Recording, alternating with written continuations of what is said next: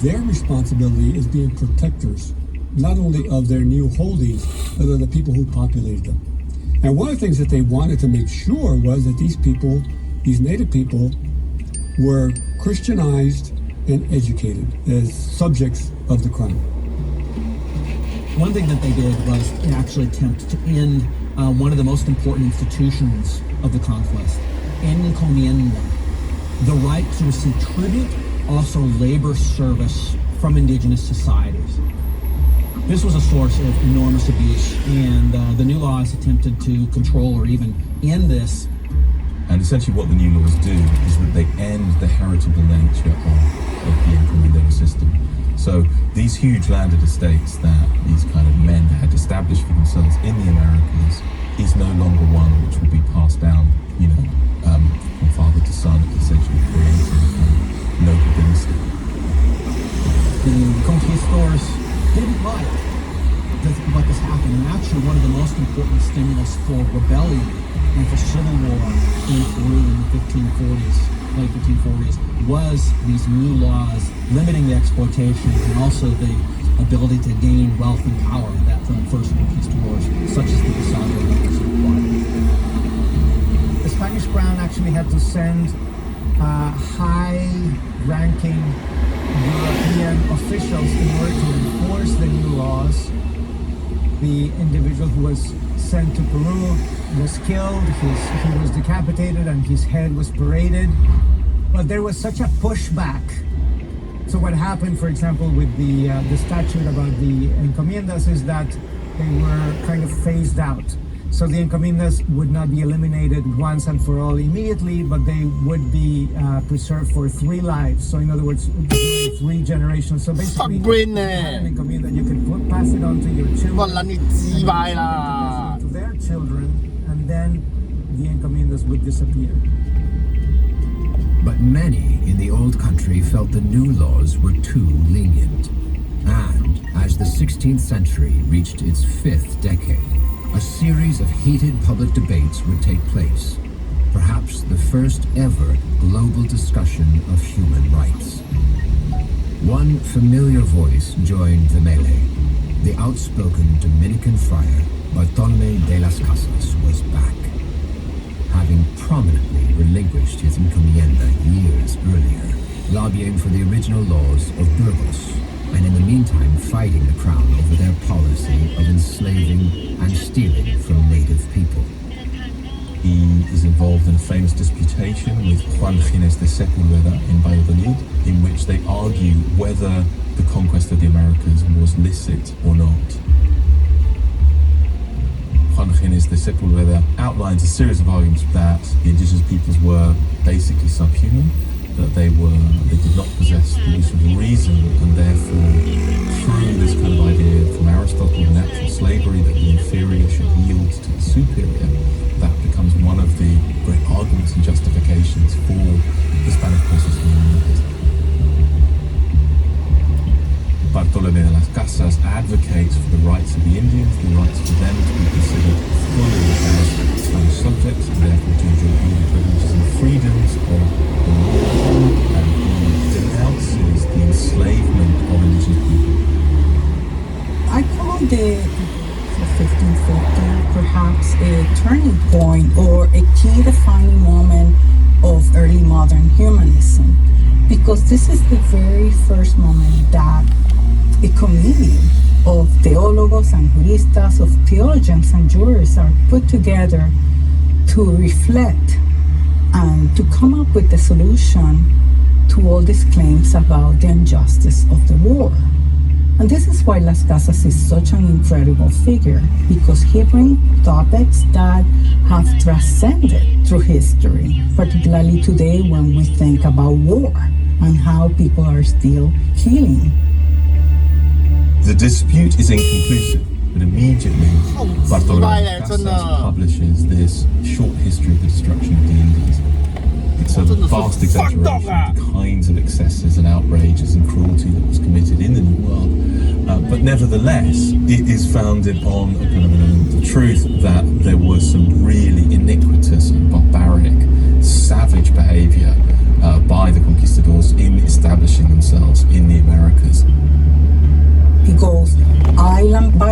understand region by region, beginning in Española, about the atrocities committed by the Spanish.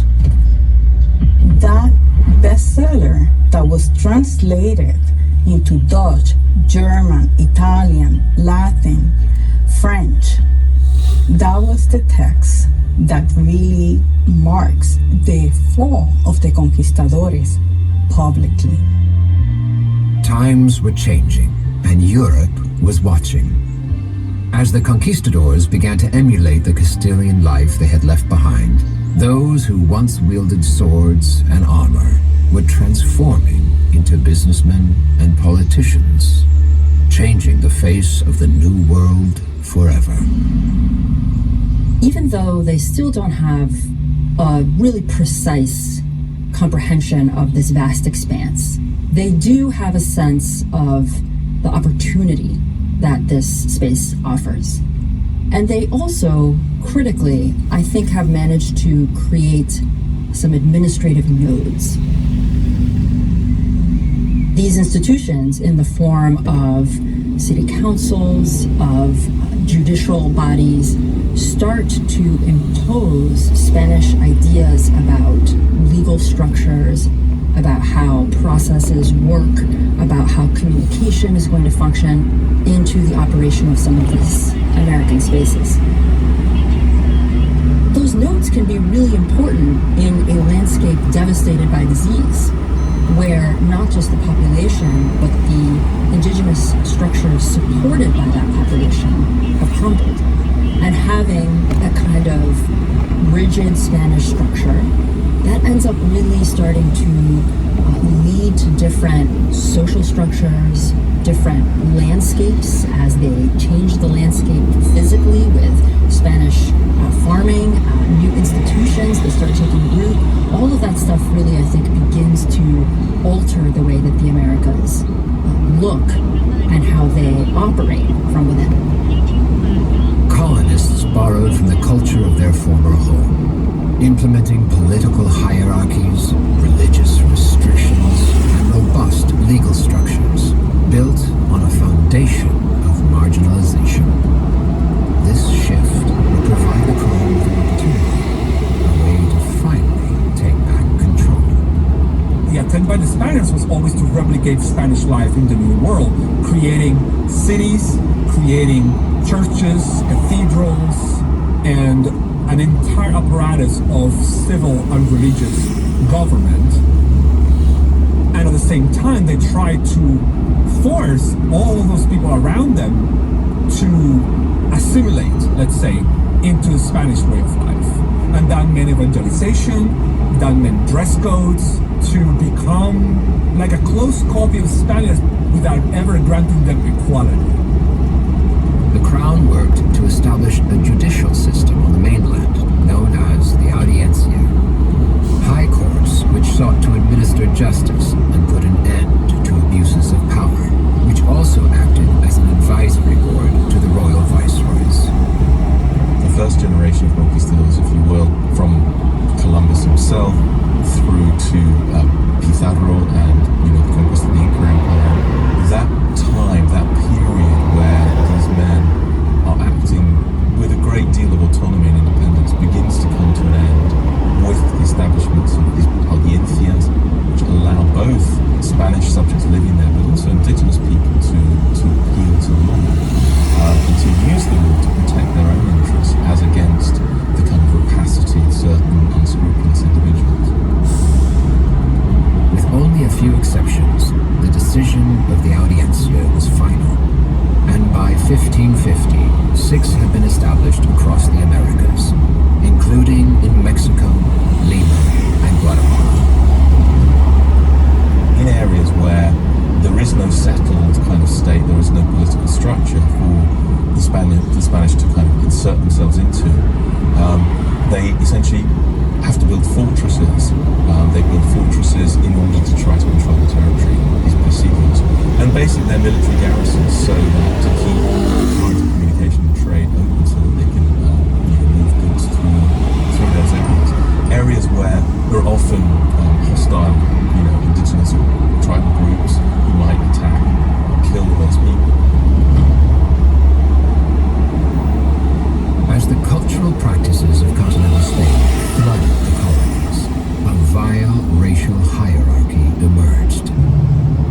So it's really very much about transplanting, in a way, the class structure of Spain and grandees, the nobility, into the context of the New World. The Spanish encouraged intermarriage between the people who are higher up in the military hierarchy and the daughters, particularly of the local caciques, the indigenous chieftains and tribal leaders.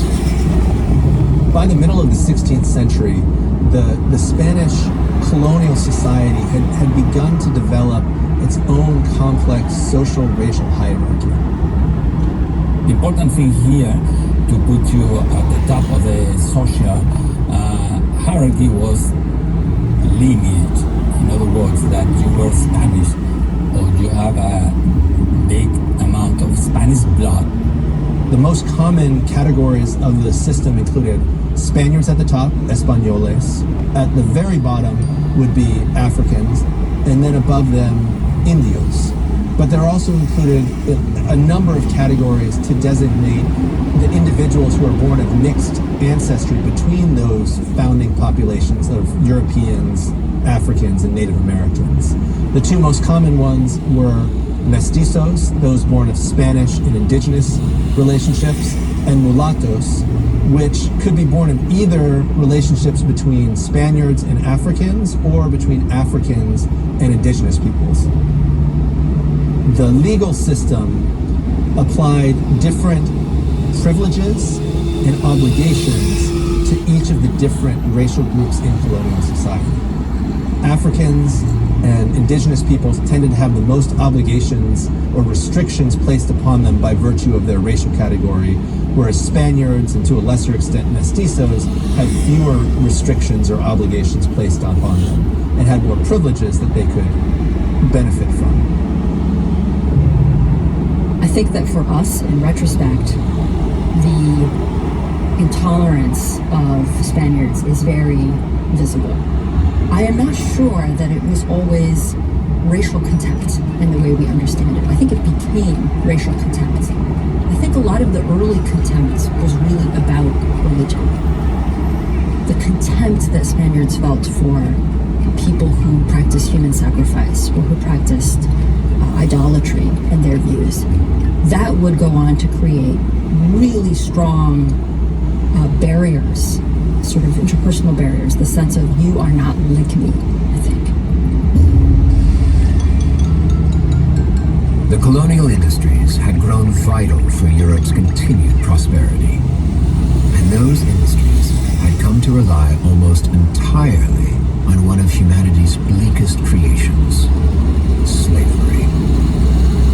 At least 200,000, maybe even 500,000 enslaved Nicaraguans ended up working in the gold fields or in plantations in the Antilles, on the Caribbean islands. Even larger numbers sailed with conquistadors to the Isthmus of Panama, where they were used as beasts of burden, so to speak, carrying things back and forth from the Caribbean to the Pacific coast. Peoples from what is now southern Chile are being shipped all the way to Peru, for example.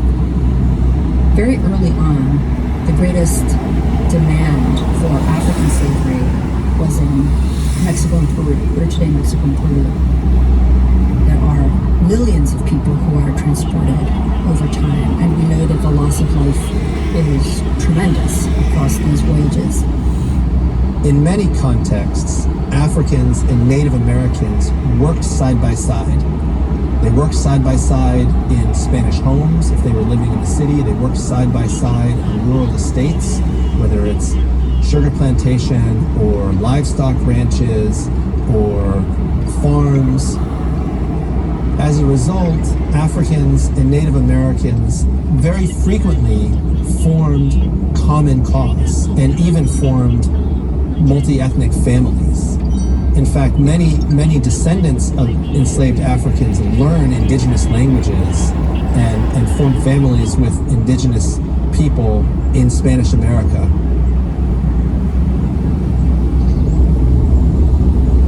Popular literature has, for centuries, pushed a particular vision of the legend of the conquistadors.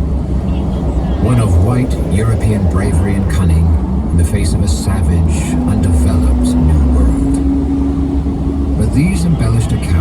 often fail to mention the other characters who played a role in Spain's empire. Evidence of their involvement offering a fresh perspective on the conquest and colonization of the Americas. In terms of where conquistadors came from, in terms of their national identity, most obviously they were Spaniards. As Spain came into being and created an empire, conquistadors also could be Portuguese, they could be Italian. And once we get to the New World, conquistadors are also of African descent. They could be free, they could be African slaves that fight and then win their freedom as a result of fighting. Someone who defies our idea or expectation of what a conquistador looks like would be, for example, Juan Garrido. Juan Garrido was an African man born in the Kingdom of Congo. He was a free man, and he arrived in Hispaniola around 1502 approximately, and he participated in expeditions in Puerto Rico and Cuba as a conquistador. He joined the forces of Cortés and participated in the conquest of Mexico in 1519. In the wake of the conquest, he acts like many other Spanish conquistadors. He's active in trying to secure special rights and privileges for having served in the conquest. Juan Garrido is far from the stereotypical conquistador that the average person actually has in mind, but it represents the diversity that we encounter sometimes in these expeditions, in these groups. We don't know how many conquistadors of African descent there were, because the Spaniards were generally reluctant to give credit to other people. I suspect that because we know why they weren't generally given as much credit as non-Africans were, and because we have examples of specific individuals and their names, I suspect that there were many more than we realized. Thinking about conquistadors that probably defy our expectations, I think possibly Catalina de Erauso is one of the most interesting characters in the entire colonial period. She doesn't fight as a woman. She dresses up as a man in Spain and takes passage to the Americas and lives in the Americas for many years as a man. She adopts her brother's name. She became a soldier. She fought in the Chilean frontier. It came to a point in which she was discovered, even though she was dressed as a man and breaking the laws. Thanks to the fact that she was still a virgin, Catholics put a lot of stock into this at the time. Therefore, she had preserved the most important aspect of her womanhood. So she was actually taken to Spain, where the king gave her permission to actually dress like a man for the rest of her life. It's a wonderful and complicated story, I think, because she's a conquistador that confounds all our expectations of what a conquistador should be, but at the same time helps us to see how there are certain kinds of roles and the sort of stereotype of just who these Spanish men were and what they had achieved in the Americas.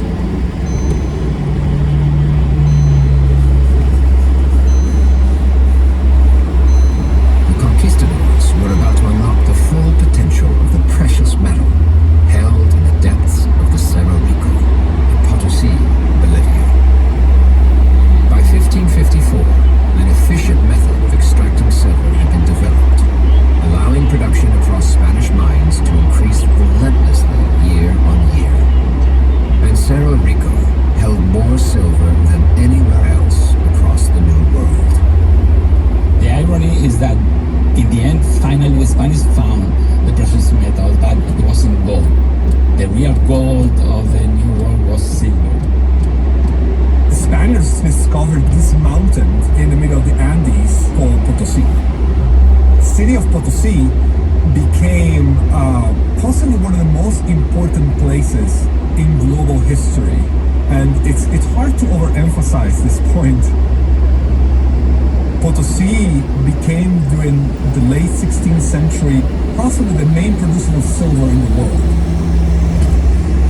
Potosí was the main mine, but it was not the only one. There were many other mines in the Andes. So mines, a mining town became the engine of the entire colonial economy. And it was actually extracted through indigenous labor, forced indigenous labor. It's understood that perhaps some 8 million people died in the mining of silver. People were compelled to work in the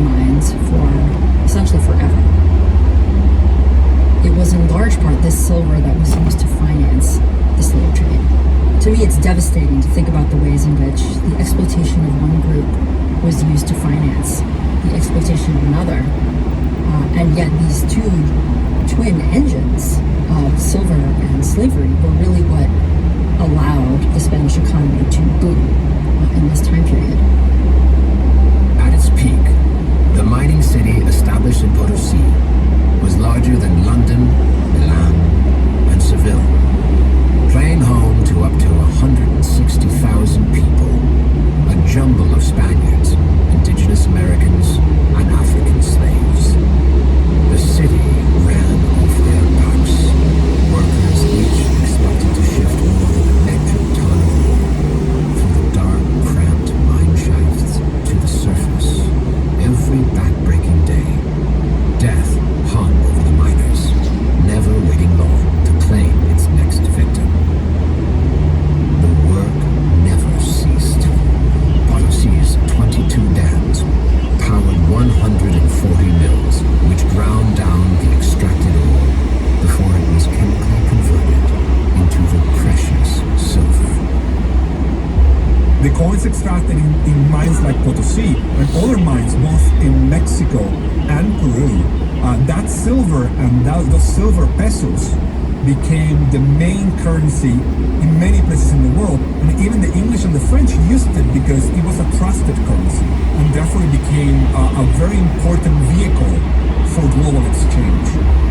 The priority of the Spanish crown during this time is going to be to organize the entire Spanish system around the protection of the silver fleets.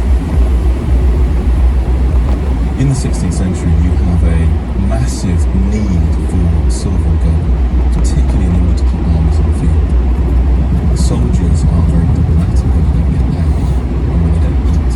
And the Spanish are a predominant military power in the world. Spanish galleons were loaded with silver and other luxuries of the New World, invigorating the empire's economy and keeping Spanish soldiers marching forward. The Spanish articulated their transatlantic trade with their colonies in the form of a monopoly. The colonies were only authorized to trade with Spain. 2 fleets were sent annually to the Americas with manufactured goods, and those were to be exchanged by products in the Americas. This obviously did not satisfy colonists because the prices were extraordinarily inflated.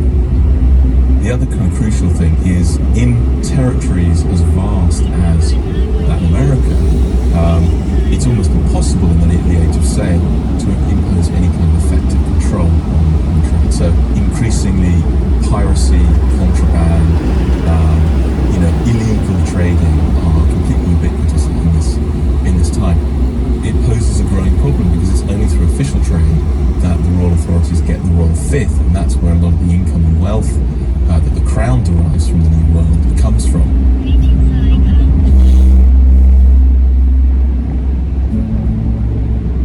Decades on from Queen Isabella's death, King Philip still wished to fulfill his great-grandmother's dream of finding a swift trade route to Asia.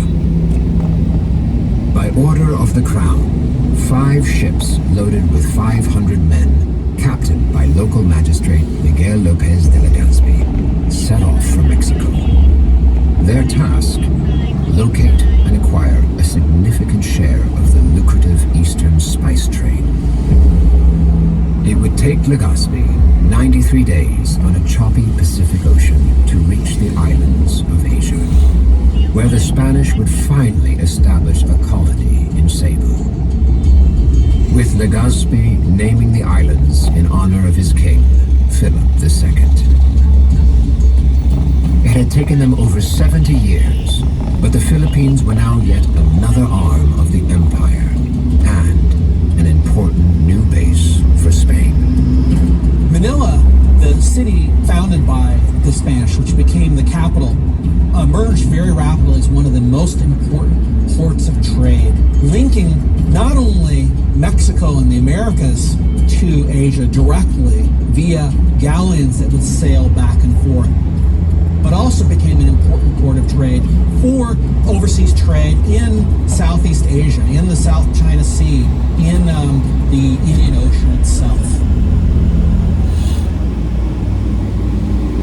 This bullion also provided the opportunity to establish connections with the most lucrative trade in the world, that with China itself. China could not get enough silver. It became like a silver sink, either directly across the Pacific through these Manila galleons or indirectly through Europe. China, with its silks, with its exotic woods, furniture, art pieces, clothing, etc., which were extraordinarily lucrative when they were sold again in Europe, in parts of the Indian Ocean world, but just as much in Acapulco and other cities of Mexico and the Spanish-governed New World. In fact, most of the silver that was produced during this era actually ended up on not the European side of the world, but the Asian side of the world. And this is important to the development of China and India as societies, as economies, as polities, turning them into economic powerhouses or strengthening beyond what they already were. One should think of these conquests as creating the world's first genuinely global economy and the world's first genuinely global economic superpowers, besides their political importance, their social importance, and their cultural importance. The conquest and colonization proper for the archipelago of islands known today as the Philippines, in many ways, marks the ending of the period of conquest from the perspective of the Spanish Empire.